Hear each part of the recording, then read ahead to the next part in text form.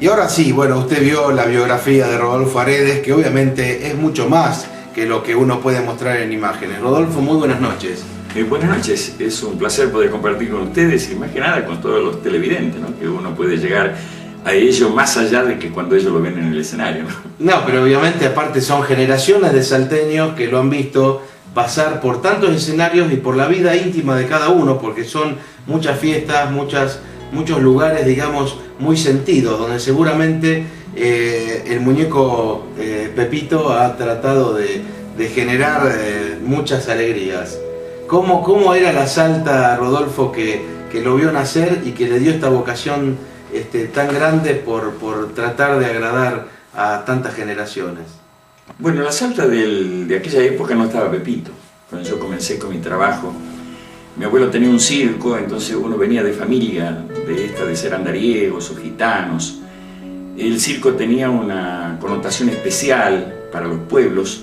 Se solía estilar en aquella época que el intendente de la ciudad, cuando el circo llegaba a su ciudad, era recibida en la puerta del pueblo y se hacía una caravana como un desfile con los animales, los artistas, con su ropa, su atuendo, y el intendente le entregaba al responsable del circo la llave de la ciudad. Así que era todo un fenómeno cultural. Era un fenómeno cultural y era un acontecimiento muy especial que el circo haya seleccionado esa ciudad para presentar su espectáculo. Tal vez sea por la falta de espectáculos naturales en la ciudad, porque no lo había mucho. Se hacían algunas kermeses en las iglesias, en los colegios se hacían algunos festivales de chicos, pero los artistas en sí tenían muy pocos lugares para trabajar, que fueran en la radio, que tenía un radioteatro, un teatro dentro de la radio, o si no en los cines, que solía haber una ley que le obligaba a la empresa del cine a poner un número de vivo, y yo tuve la suerte de participar en esto. O sea, he sido artista de cine dentro del cine en vivo. Quiere decir que el circo fue algo muy importante en la vida. El circo era importante. Si hoy harían igual, es decir, si el intendente le daría una llave del circo hoy al cirquero, yo puedo asegurar que cambiaría la cerradura, ¿no? ¿Cambia la cerradura? En aquella época no, en aquella época era un símbolo, ¿no? Yo guardo algunas llaves que mi abuelo tenía de los pueblos que íbamos. La gente del circo es en aquella época, porque cambió mucho, la vida cambió muchísimo. Estamos hablando de la década del 50 y, por ejemplo, para alargar la función, que normalmente era a las 21 horas, a las 20:45 pasaba el responsable del espectáculo a observar y a controlar si todos los artistas estaban en condiciones de hacer su actuación. Era el control de calidad. Era el control de calidad del espectáculo, responsabilidad exclusiva del dueño del circo o del gerente del circo o el del director del espectáculo, ¿no? Era una responsabilidad de él que algo no sucediera, que tuviera mal. Entonces, ¿qué ocurría? La obligación de todos los cirqueros, de todos los artistas del circo, que eran todos, porque ¿cuál es la característica que tenía el circo? Todos los artistas eran los peones del circo. Claro, sí. No había categoría distinta dentro. Sí, sí. La categoría estaba en el espectáculo para el público, que veía la figura principal como el más suntuoso. Sí, sí, pero tal vez era ese señor el que tenía que cuidar a los animales, o darle de comer a los animales, o limpiar los baños, por ejemplo. Ese señor que se veía con tanta suntuosidad ahí, porque esa era la responsabilidad del circo.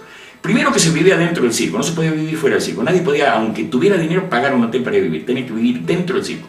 Y para vivir dentro del circo tenía que pagar por esa permanencia. O sea, con un trabajo personal.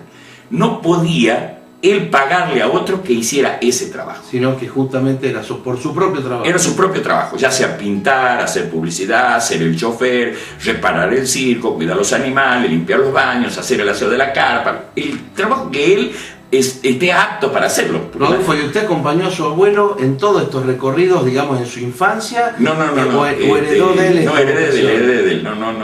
Mi infancia, ya mi padre se casó con una mujer de Tucumán. Ajá. Entonces mi mamá no era cirquera.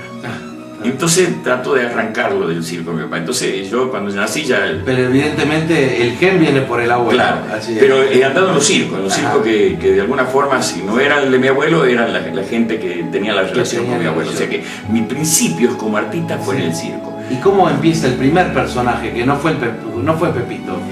Bueno, como ventríloco, porque yo antes de esto, cuando tenía 4 o 5 años, hacía Rolo. Es un cilindro con una tablita arriba y tratábamos de no caernos. Primero lo hacíamos en el piso, después íbamos subiendo metro a metro más arriba, hasta logramos 3-4 metros arriba en el aire, hacer un rolo en una tablita que tenía 40 centímetros por 40. Así que ya había habilidades. Había habilidad. Entonces en un reyes, en una fiesta de cumpleaños, me regalaron unos soldaditos de plomo con los indios, que era un juguete muy natural de la época, y yo solía hacerlo jugar, jugaba con ellos, tenía 7 años, 6 años, jugaba con ellos, los ponía ahí en fila, hacía la guerra entre los cowboys y los indios, sí. Pero tenía una característica mi trabajo de hacerlo jugar, lo hacía hablar sin mover los labios. Detalle que vio el representante del circo y le dijo a mi padre: este es ventrílocuo. Primera vez que escuché la palabra. Y entonces él me fabricó un muñeco así de papel y me pintó la cara, me hizo payaso y me mandó a hacer un diálogo con ese muñeco en la forma que yo jugaba con los soldaditos. O sea, él no se dio cuenta que en ese momento me entregó un oficio de por vida. Cuéntenos, para los que no saben, qué quiere decir esto de ventrílocuo, para que, digamos, podamos... ¿Se puede explicar? Sí, se puede explicar. Sí. El ventrílocuo es una vieja palabra de allá de los alquimistas, 400 años de Cristo, que sería ventríloco, vientre que habla. Ajá. Es decir, toda la idea de la gente es que el vientre habla, no es así, sino que hace como el cantor de tango. El cantor de tango es distinto al folclorista. El cantor de tango traga aire en vez de aspirarlo. Ajá. Y con ese aire que tiene en el estómago puede hacer una fuerza especial para movilizar las falsas cuerdas vocales. Ajá. Y lograr un sonido distinto o una prolongación más larga. Entonces es por eso que el cantor de tango difícilmente por cantar se ponga afónico. En cambio el folclorista por cantar sí se pone afónico, porque el folclorista, como usa los pulmones, cuando le falta aire sonó, la garganta ya le pregunta. El ventrílocuo es un trabajo del estómago hacia la garganta y tratamos de modular las palabras dentro del paladar y la lengua sin abrir los labios, nada más, no es nada extraordinario. Ajá, pero eso ahora, no lo puede hacer cualquiera. Por eso, es una habilidad. Más que habilidad, se nace con la habilidad. Se nace con esa habilidad. Como toda habilidad, se nace con la habilidad. ¿Y usted descubrió esto a qué edad estamos hablando? De 7 años. 7 años. Cuando hizo esto de los soldaditos, exacto, claro. Exacto. Sí. Y yo lo hacía jugando. Y ahí cuando le pintaron la cara, ya le pusieron el gorro. Cuando le pusieron el gorrito, el muñequito ahí para que subiera y me dieron un diálogo más o menos establecido con el payasito, éramos el payaso y el payasito, me gustó el espectáculo y dejé de hacer rolo, dejé de hacer de faquí porque hacía de faquí. Tiene que imaginar que iba a tener tantos años toda su vida. Claro, entonces ¿no? Ya empecé a crear otros muñequitos. Sí. Tenía primero uno, se llamaba Raulito. Después otro, no sé si por una reminiscencia, por conocimiento de un porteño que conocía a Chirolita y a Chapman, que claro, pienso que existían en la época, y le puso Chirola al que yo tenía, aceptaba, y mi nombre artístico era Richard Smith. Richard Smith, porque teníamos que tener un nombre estrafalario o extranjero para poder participar como artista, si no, no éramos artistas. Sí, no, y viajábamos muchísimo, hasta que mi madre vio que nosotros, los chicos, mi hermano y yo, mi hermano mayor 2 años mayor que yo, mi hermana 6 años menor que yo, no teníamos una educación como correspondía, porque íbamos a las escuelas muy esporádicamente y a una escuela cada 20 días distinta. Entonces ella insistía en quedarse, entonces mi papá entró al ejército como músico, porque dentro del circo era músico, como músico entró dentro del ejército y nos quedamos. Mi papá nació en el Carril, ¿no? Porque la mamá de mi abuela era del Carril.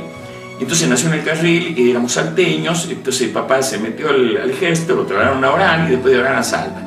Yo tenía en ese momento 11 años y yo quería el circo, quería seguir actuando. Y con 11 años parado en la ciudad de Salto o en Orán, no era nada, no había nada para actuar, no había lugar para actuar. Entonces con esa edad le dije a mi papá que yo quería ser artista. Mi papá estaba conociendo el futuro del artista. No, le molestó, me dijo que yo iba a hacer lo que él quisiera que yo fuera. Claro, eso es muy tradicional de la época, ¿no? Pero agregó una palabra o varias que no tenía que haberla dicho tal vez, o que han aprendido en mí. Me dijo: acá se hace lo que yo mando y lo que yo ordeno. Y si no le gusta, ahí tiene la puerta para irse.